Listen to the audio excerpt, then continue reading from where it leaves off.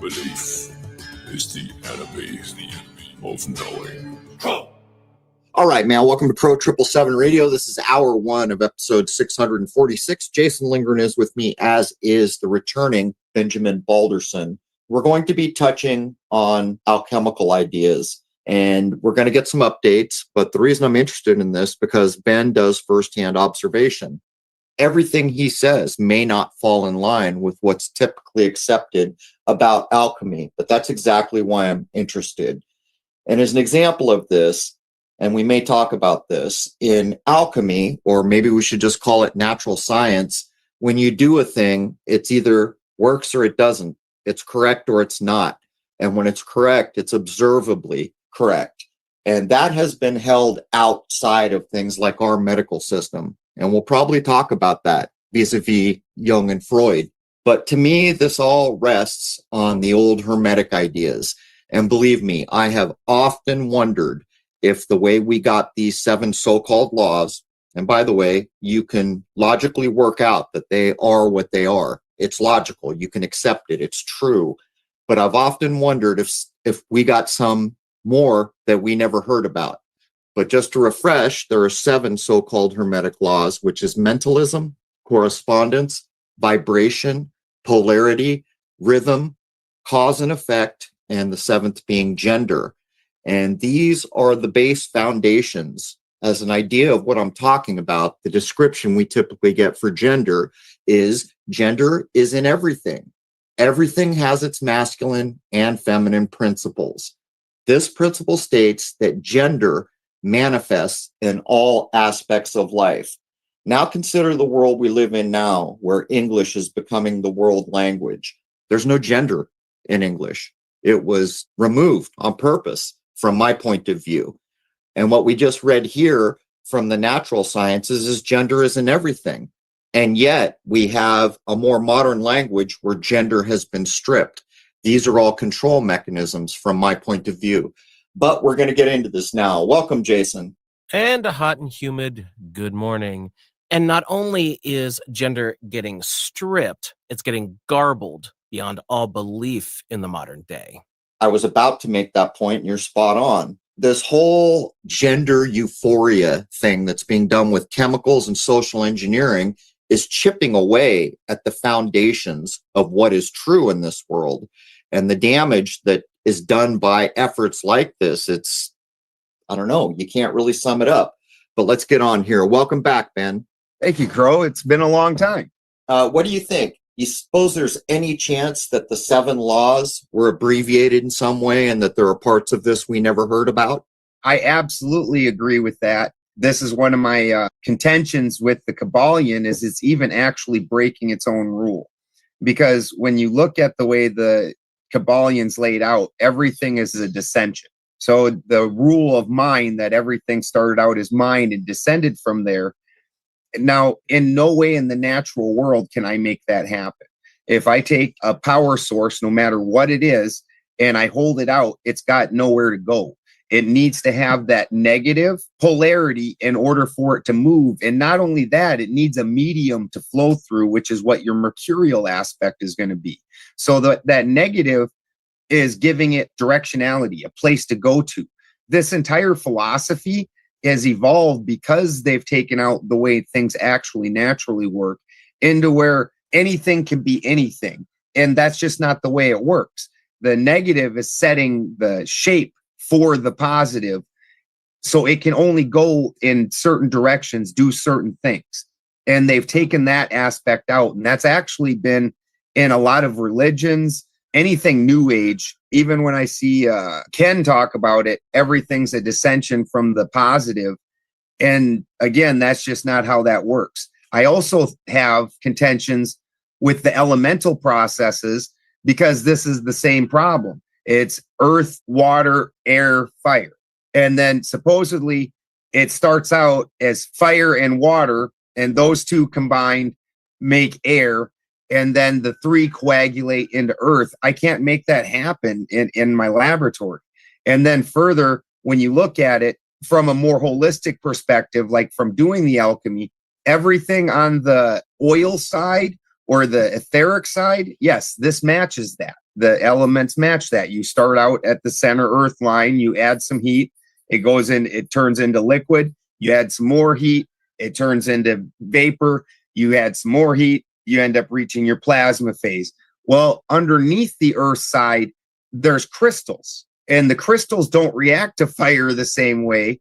This is the whole process of alchemy. And so earth would be the zero spot, and there would be 3 levels of more chaos, water being more chaotic than earth, air being more chaotic than water, and then fire being the most chaotic. Well, there would be 3 levels of stability underneath the earth, and all of that's been cut out. Well, what you just said strikes at the point that there may be some missing things here, or I wonder if they're missing things, because what we get with these from the Kabbalion mostly is a definition. So we're talking about mentalism, and you're finding issues in your direct observation. But typically the definition for mentalism that we're handed is this: the all is mind, the universe is mental. Then it sometimes goes on to say the principle states that everything is a mental creation. And then it almost always goes on to state that our thoughts shape the reality. But the point I'm making here is, in the same way, I wonder if top level, I guess we could call them laws, were omitted. I wonder about the descriptions that we've gotten too, because what you just said can be logically worked out from one viewpoint, but from another, not so much. And I think that's a problem. Absolutely, that's a problem. And one of the big problems is you see a takeover in the occult in the late 1800s with figures like Blavatsky, who never actually did lab alchemy. And then further with guys like Carl Jung, who in his Red Book, he talks about where he was trying to find a way to be descriptive about the things that he was envisioning. And nothing in the world that he was in, the mainstream world, had that. So he looked at some old alchemy books, and through looking at the pictures, felt that that was closer to what he was envisioning, and then went on to descriptively come up with psychology that was different than the psychology that was the norm of the time. But it had nothing to do with actual alchemy. He was not an actual alchemist. And they named his version of psychology internal alchemy based off of having looked at these books. But the philosophy of alchemy is directly tied to the lab. It was produced from the lab, which is what we're going to go through today when I talk about some of the things that I've had a greater understanding of. This is through watching these processes in the lab over and over and contemplating them all day, every day. So the philosophy was derived from that. Well, when you disconnect that, now the philosophy can get wild because it doesn't have, like we were talking about with that ground, the ground that sets the tone, that's putting up the rails. Like, yes, this can happen inside of here. And these are some amazing things, but you can't make a boy into a girl. Like, things can get real wild when you don't have a ground. Okay, before we jump into the meat and potatoes here, let's talk a minute about Jung, because I think it illustrates perfectly how the fallen system that we exist in now was shaped, which is to say, had we been openly educated about the natural sciences, there would be a lot more. We know this is true because we observed it as true. We know this is false because we tried to implement it and it didn't work. Jung and Freud are the perfect example of this. Jung went occult and all these other things. Apparently, we are told, had problems with Freud, but really Freud's the boy we got in the mainstream. And I think that's intentional. I think it's intentional to move us away from natural sciences. So things like the gender euphoria they're trying to implement now based on the true statement that you can't make a boy a girl, which is observable in a lab. I think all this was teed up to start heading towards our fallen system. Lastly, in the book Autobiography of a Yogi, I think on more than one occasion, Yogananda asks another yogi, are you telling me this because you read it in a book, or are you telling me this because you experienced it within? And there is really the underlying issue that we're addressing. So what do you think? Did Jung get buried because he was too close to systems that prove by nature things are true? Absolutely. And then also Jung was trying to bring in kind of the idea, and we use it today, where they talk about zeitgeist, which is obviously there's shifts, and you guys did extensive series on this where these shifts they control them, but there's shifts in the public mind sphere, the public persona that happen. And Jung was trying to also delve in and bring that into it, understanding that, sure, there's an individual and you have individual thoughts, but no different than a mob where sometimes people get caught up in things. Well, this is the group mind, and sometimes that overrides your individual mind. But at the very least, that's almost always at least tainting your individual mind. And they didn't want all that brought into there also. Yeah, I think the underlying idea was that if you get into a system like natural science where a truth is a truth because it was observed, you wouldn't have the system we have now. And as an example, people often say, well, that's a coincidence. The idea of a coincidence wouldn't even exist if everyone was well educated on, say, cause and effect as one of the 7 laws, right? Everything that happens is preceded by its cause. So really, it's not possible to have the idea of a coincidence. All right. So Ben, and I'm going to ask you, you think you see both a positive and a negative in the feminine now working in the lab? I'm going to ask you, do you suspect it or do you know it at this point? No, I absolutely know it at this point.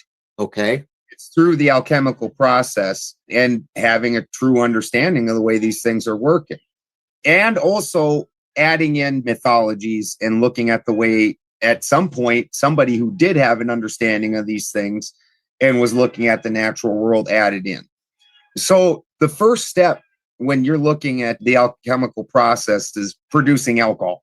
And they've been calling the alcohol the spirit of the process. To me, this is then the negative feminine. And the negative feminine, and this is always the first step, and this is a typical alchemy saying, is the destruction comes before life, the death comes before life. So the first thing we produce in that is the alcohol, which is the negative feminine.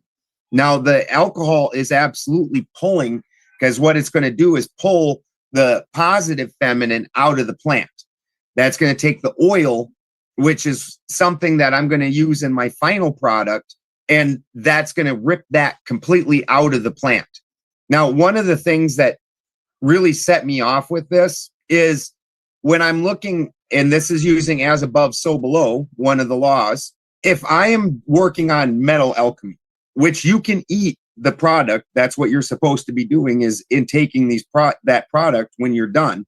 Well, when I do the metal alchemy, the thing that corresponds to alcohol and spagyrics is acid.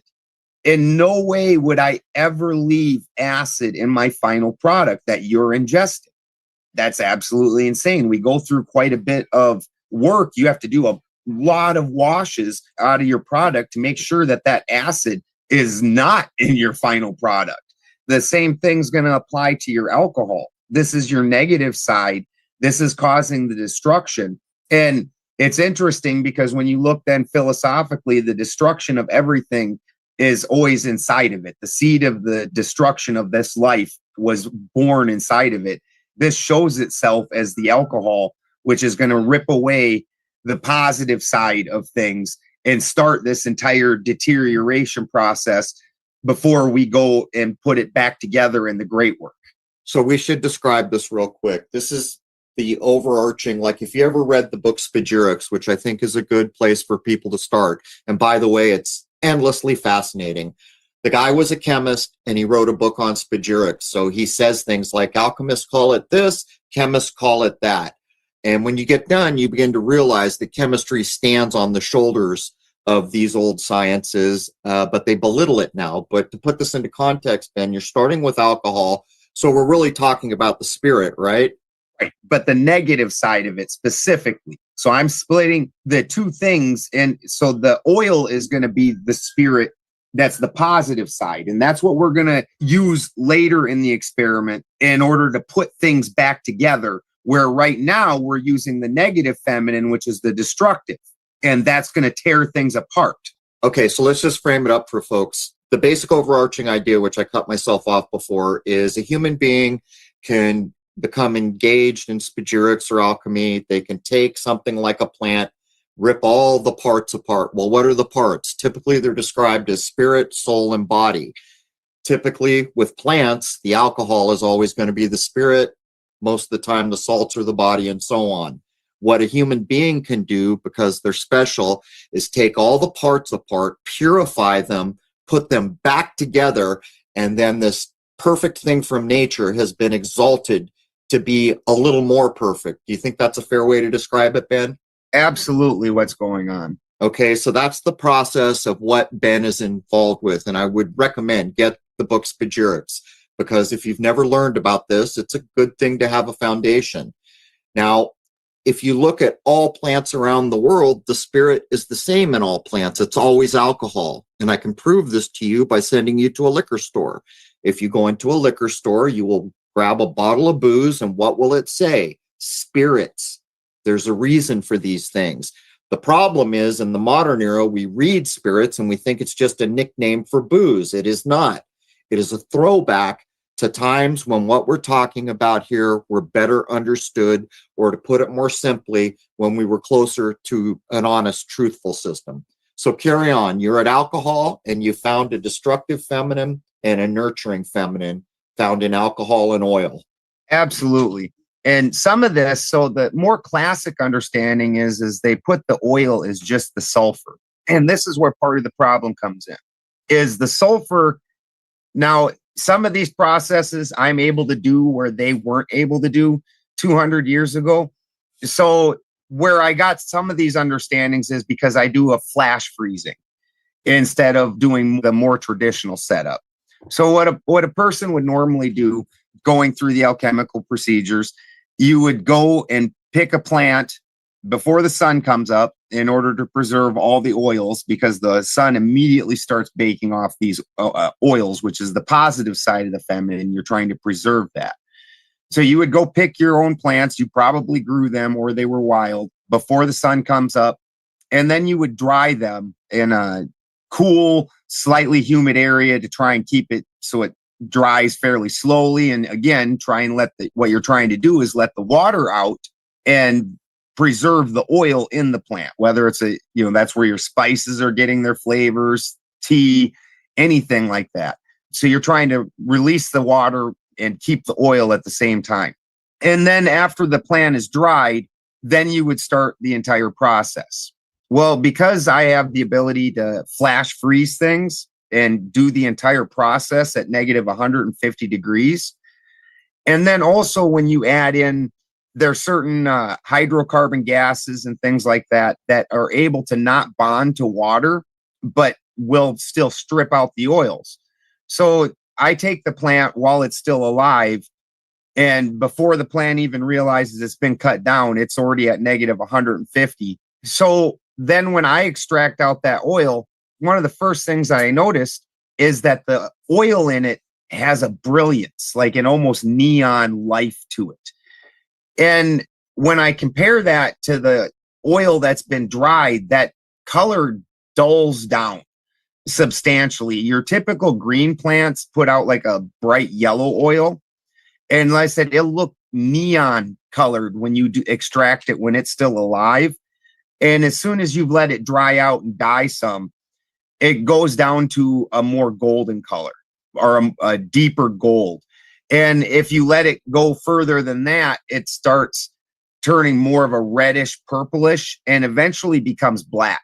Instead of drying a thing, you're freezing a thing. Yes. So I gotta ask. I mean, the third law is vibration, and so I've got to ask what the difference is. If you use your freezing method and you did the other typical method without the freezing and you dried it, what would the difference be in the two end products? Because I know, because of these laws, that the third law is vibration. And if you freeze a thing, the vibration of any given thing has been slowed down drastically. So is there a difference in the final product that you've noticed? Absolutely, there's a difference in the final product. Rose has used some of my products and can tell you the difference between my products and other products. This maintains the life force in it. So this is what I came to realize, because through the distillation process, that color I was just talking about that the oil goes through, the 3 levels of oil in the plants are actually all clear. And so there was something besides that oil in and of itself that was changing. And for me, this is the life force in the plant. And when you let the plant dry out after you've cut it down, that life force leaves the plant. And when I flash freeze it, I'm able to preserve that life force and maintain it and then imbue it back into my product. Wow. So let me ask, typically when you freeze things, the cells pop. So you're flash freezing it. Are you freezing it in a way that the cells remain intact? They're absolutely not going to remain intact, but this is why you have to do this process fairly quickly. As you said, they're going to actually explode and you're going to start losing cell integrity. But the cell in and of itself, I'm going to actually remove the sulfur and the oil from the cell. And so this is not a problem. It actually works out well because it's got nowhere to go yet. It's still at negative 150. And while it's still flash frozen in that state, I rip everything that I want out of it. So it comes out that much easier. And then I keep it. This is the thing with alchemy. The difference between doing it out in the open air and alchemy is that I'm containing it. And so none of that goodness has anywhere to go, but stays in the product. In the flask that's sealed. But I've got to ask, I've read, and this is the idea that Walt Disney froze his head, that if you can freeze something cold enough, quick enough, the cell remains intact. It very well could. It very well could. I don't try to do the bring things back like that. I'm putting them through the alchemical process, which is then taking out the earth components or the ego components and trying to get to the purity of whatever it is that I'm working on, the prima materia that I'm dealing with. And so that cellular material is actually something that is part of the earth. When we look at the alchemical process, the 3 things that we give back to the earth that we don't keep in our end product is the water, the carbon, and the cellular material. The water typically is the first thing you would evaporate off. The carbon is what you're burning out. And the cellular material is that ash at the end when you're doing the leaching of the salt out of the body of the plant and getting down to the actual salts. You're left behind with the white ash, which was the cellular material, the body, the cellulose, cellulite, the thing that was making the shell for that life to happen in. And those 3 things belong to the earth, and you give them back to the earth. And then we get down to the purity of you, which is your salt, your sulfur, and your oil. Okay, so let's stick to the points because we've got a bit to go through here, and I kind of led you off a couple times. So what you've described so far, how does that impact the great work or the end result? And you started to address it when you said Rose had tried your method. Absolutely. So one of the things that you start coming to understand then is the oil has the sulfur in it. The sulfur is that life component that through the flash freezing, I'm able to get while it's still fully alive. And that's riding inside of the oil. Throughout the great work, as you're getting through this, what you're going to try and do is get that oil to open up the salt and that sulfur to enliven the salt. So when I started looking and matching that like up against mythologies, like the Norse creation myth, you have the all. And the all splits into just a basic positive and negative, a masculine and a feminine. And the problem is those 2 completely balance each other out, and there's not any life. There's no interaction yet. So the masculine side splits into 2 things. They're called Muspelheim and Niflheim. But this is the world of ice and the world of fire.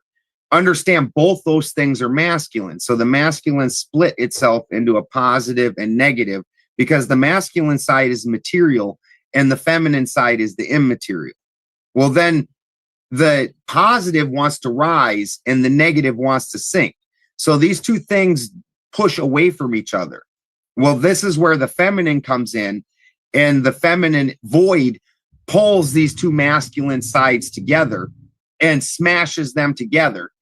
And this is where life happens, is in the Vesca Pisces of these two worlds smashing. And this is, again, why the destruction happens before the life. So then now I understand that there's a high masculine and a low masculine, and through the feminine, these two things have been brought together. Well, in the great work, then, what you're trying to do is heal the masculine side. So through the feminine, the two masculine components are going to be brought fully back together. Not in this Vesca Pisces way where they're just brushing up against each other, but they're going to be brought back fully together, and you're going to have the full access of both sides. Well, that only came through the understanding of this sulfur component riding inside of the oil. And because of being able to do my experiments through flash freezing, I was able to see the differences in that oil, or in that sulfur component in the oil. So from an observer standpoint that doesn't know a lot about this, you could start to determine gender by the action of what you're working with. If you're working with a thing that splits things or breaks it down, you're going to call that masculine. And the inverse of that is if it draws them together or combines them, you would call that feminine. Is that correct? Yeah. So your solvent action's always going to be a feminine action. Absolutely. And this doesn't matter whether it's electrical, whether it's chemistry, anything. You've got three things, a positive and a negative. These are both masculine. And then the medium that they're able to transition through, that is going to be the feminine. The feminine thing is going to be able to make that transition. This is why your mercurial character has kind of a feminine aspect, because we live in the material world. So the true feminine's not being represented. That's the void. The void, we know from science that voids immediately get filled. They do happen, but they are immediately filled because we live in a material world. So the Mercury is doing the action that the feminine side would do. And this is why all transactions have to happen under Mercury's purview, whether it's monetary, whether it's verbal, communications, electricity, travel, all those things, because only where the feminine has set that bounds, where those two things are able to transition, can they transition. So if I was to go look up the supposed mythical god Mercury and look at the things that are attributed to him, I would begin to realize that there's an echo of natural science with what's been attributed to this supposed god. Absolutely there is, including even his original story, which is him stealing Apollo's cows. And if you've studied a lot of mythology, there's the horns of Hathor. In heathen cosmology, we have the great cow Adumbla. This represents the sun. This is why the golden horns, well, he takes the sulfur side, which is going to be your sun, your positive, and he takes it down into a cave in the earth. And then he brings back the lyre, the sound, that the 7 strings, and gives that to the upper side. So he's making a transition between these two sides. He's now set the different levels of where things reside. Okay, we're going to need to move forward, but the point, just so people recognize, is when you look at all these old myths and you see a god, quite often it's encoded aspects of nature, and the abilities or the things that this god does almost always correlate with what Ben's talking about. And just for the record, if you didn't realize, Mother Goose, believe it or not, is encoding all kinds of alchemy. There are claims out there that the reason we have these fairy tales, such as Mother Goose, was to encode this information, which was going to be lost. But Ben, that brings us up to sulfur. Jason, anything you want to add before Ben does sulfur? Would you say that most, if not all, of the myths you're referring to are actually just encodings of alchemical or natural concepts? Absolutely, I would say that. And the reason for doing that in a myth is because that's something that's, we understand the idea of esoteric and exoteric. And exoterically, most people have no interest in this.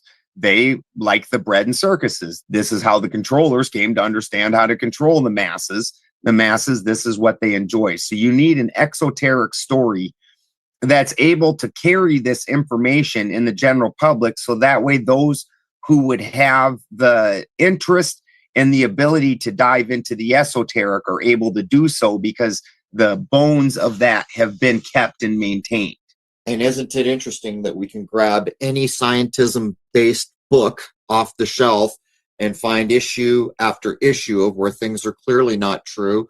But then when we take time to go into the fictionalized Mother Goose stories, what we find is things that nature proves are true.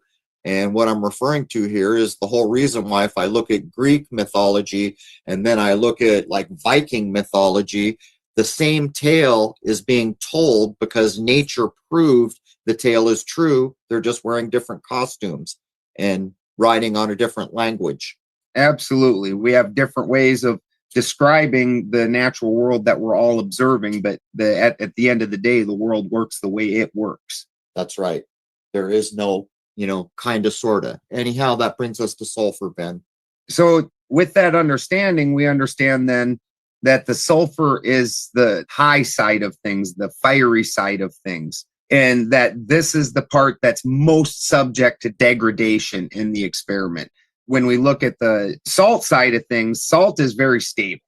So this isn't as subject to degradation as the fire side is. So we're truly, with this flash freezing method, that is the thing that we're able to maintain.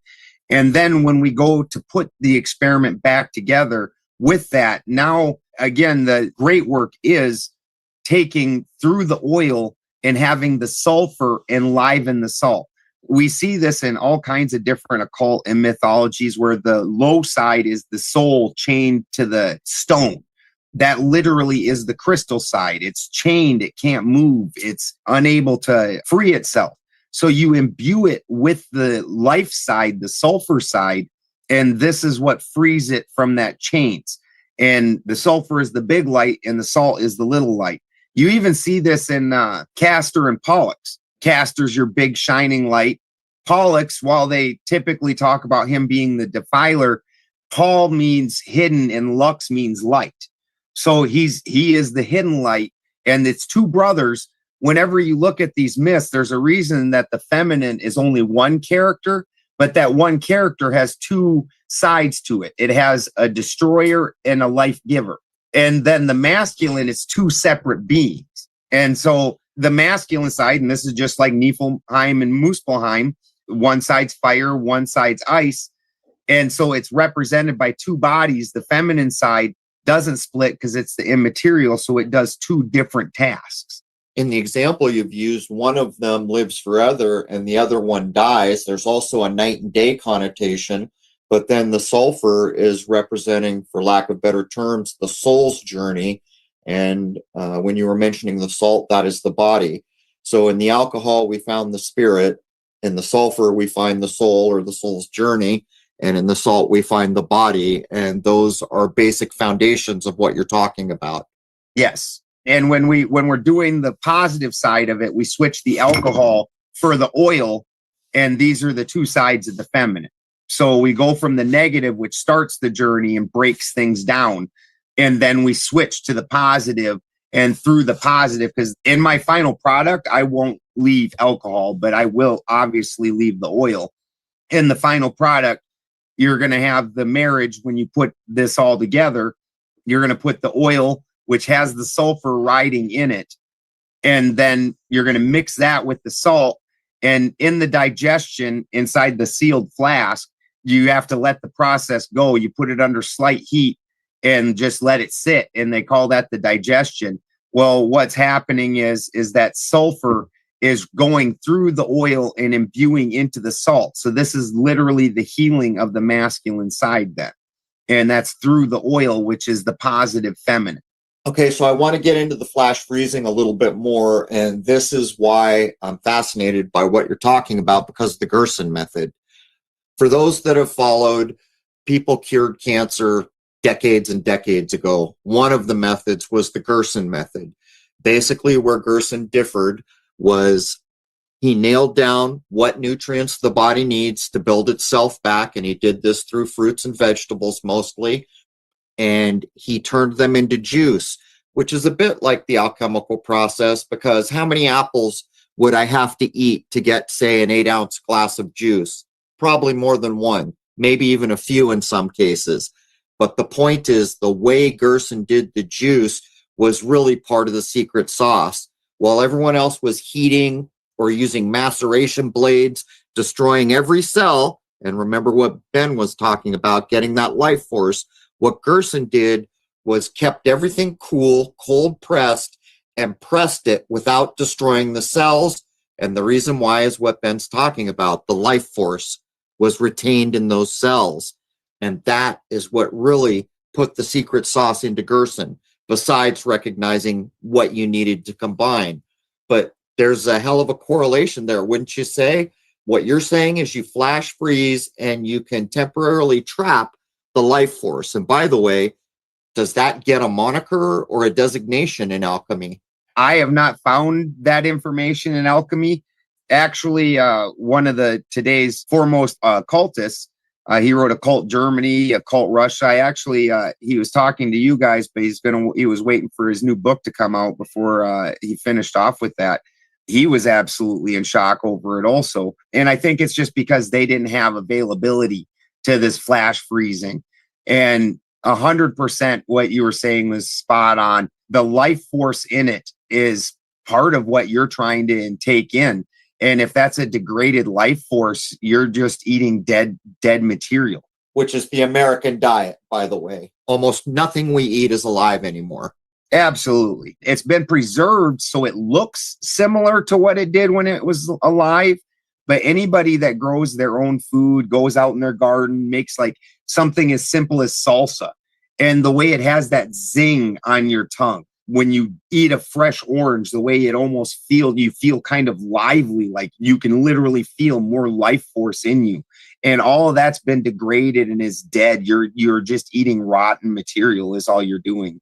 And they've made it so it looks like it's not going to. Just like with your meat, they have that chemical that they put on there that keeps it pink so it still looks like it's nice and fresh and lively.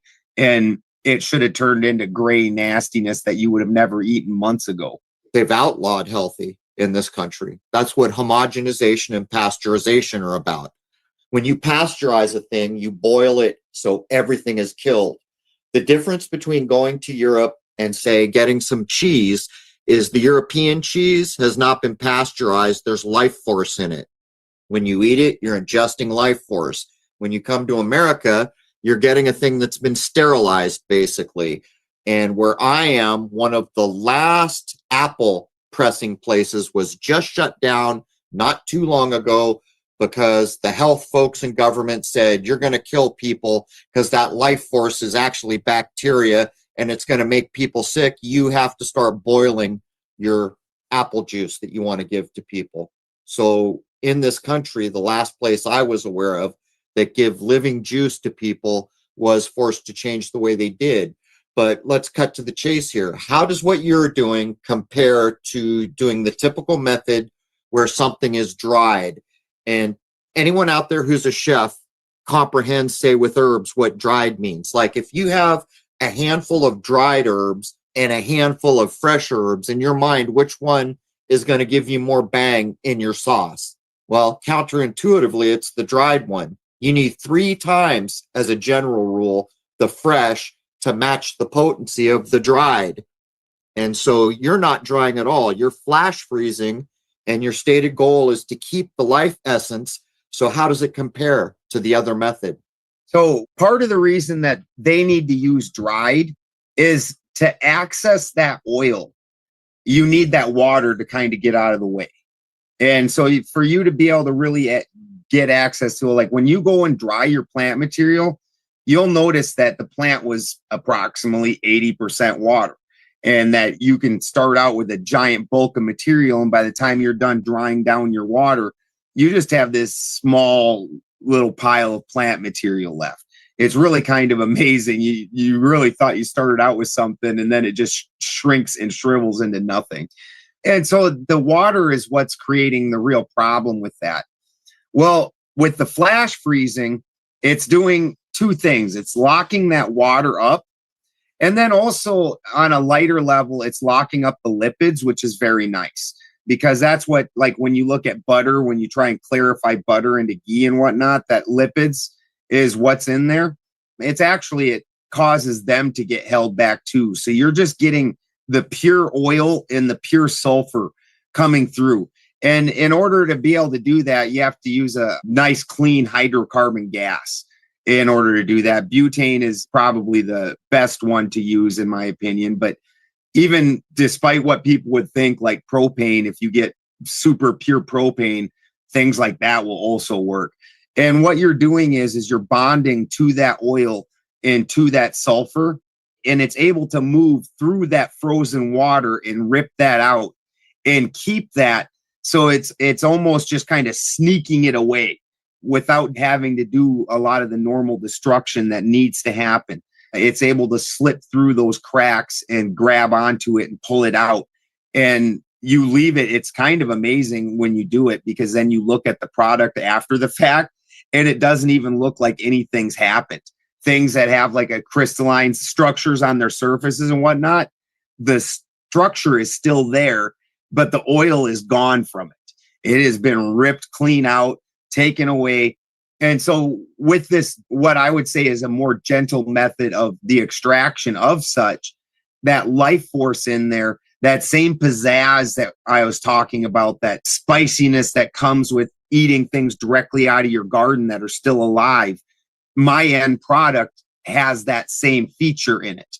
Only I've also been able to take out and burn out the things that I don't want while preserving that, which is a very special thing, because anytime you go through destruction, you're going to have degradation, especially on the feminine side of things, where this is part of why you don't scorch your oil. Your scorched oil, it never comes back. And so when I'm able to do this without turning any of that, then the life force is in it. And this is what we're trying to do when we're going through this pasteurization process. But what is it? Is it a vibration? Is it a liquid? Is it a gas? Is it a quality? How would you quantify describing the life force? I would say it's a quality, and then also it's the subtle power behind it, because the fact is it's not as effective when you've let that life force die. You lose the efficacy of the product 100%. Which is shown in the Gerson method. Yes, exactly. How do you know if you've succeeded while you're doing this? Is this something you plan to do? Is it something you stumbled on? And how do you know you've achieved it? You can actually visually see the difference out the gate. And then also in your final product, when you're getting to the stone, the way that it'll crystallize compared to a degraded product, like a severely degraded product, is really hard to crystallize. It's hard to bring into that form, into that stone form, and get it into a plutonic solid.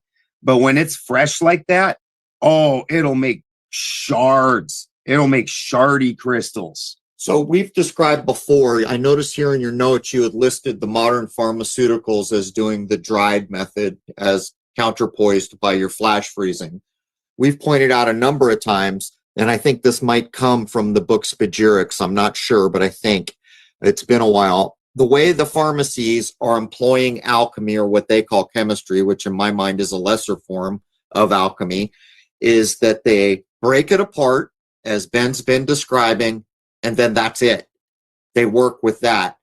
Now, to refresh your memory in alchemy, you break it apart, you purify it, you do the alchemical wetting and put it all back together, and it's a little bit better than it was before you intervened. And to make the point, they just do the breaking apart, which I think what you're talking about is fascinating. And if I didn't know about the Gerson method, I wouldn't even know how to think about what you're describing. And then also, they don't take into account that not all these components. So when you look at a component chemically, two things can be exactly the same, but they aren't. Even if they're chemically the same, if the molecule looks exactly the same, but they're derived from two different sources, they're not the same thing. They don't have a problem. Like if something's hard for them to make, like even take something like citric acid. Most people would assume citric acid is just a derivative of citrus, where they've taken, maybe squeezed out some grapefruit or oranges or something and extracted out the citric acid. That does exist, but they don't do it that way. They get a much better result and are able to commercially come up with something so it's viable through growing it on mold. And then they extract it out of this mold. And that's the citric acid that you're getting, but it's in your brain, you're still imagining it's something coming out of a grapefruit juice or something like that. The difference being the difference between man-made and synthetic, or synthetic and natural, really is what we're talking about, right? Absolutely. Absolutely. And these synthetics, they don't have the same efficacy in your body that the natural does. When you're looking at old school alchemy, if anybody ever reads Frater Albertus's Alchemist Handbook or any of those others, they will explain that the most common thing to use when they're starting an alchemical experiment, they'll use outside alcohol.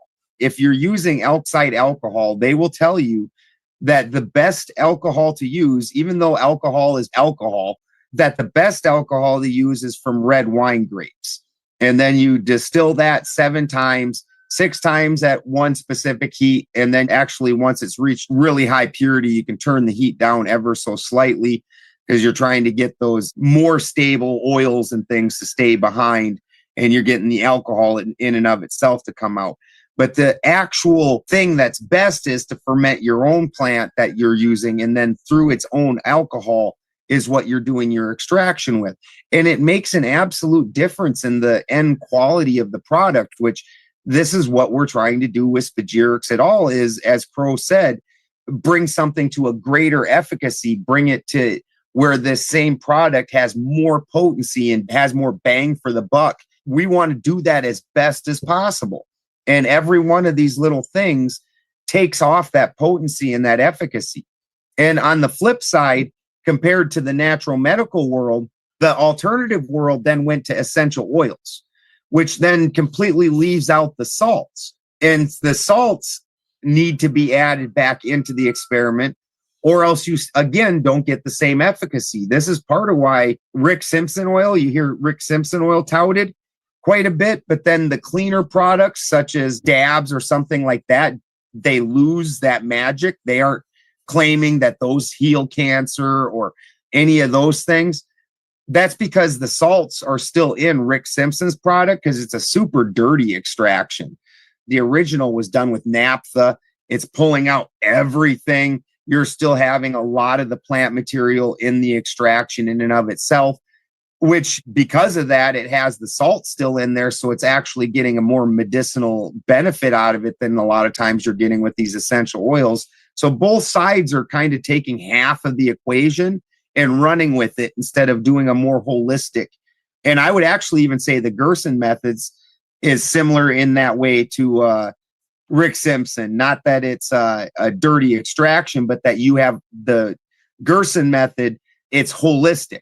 They're pressing out and they're keeping all of it. There's still some of the body in there. You're still getting the salt minerals along with the oil and the sulfur. So you're getting a holistic thing. But when you do the full alchemical process, you've burnt out all the pieces, the carbon, the water, and the cellular material. So you're able to get a complete version of that without the things that are stopping the wholeness of it.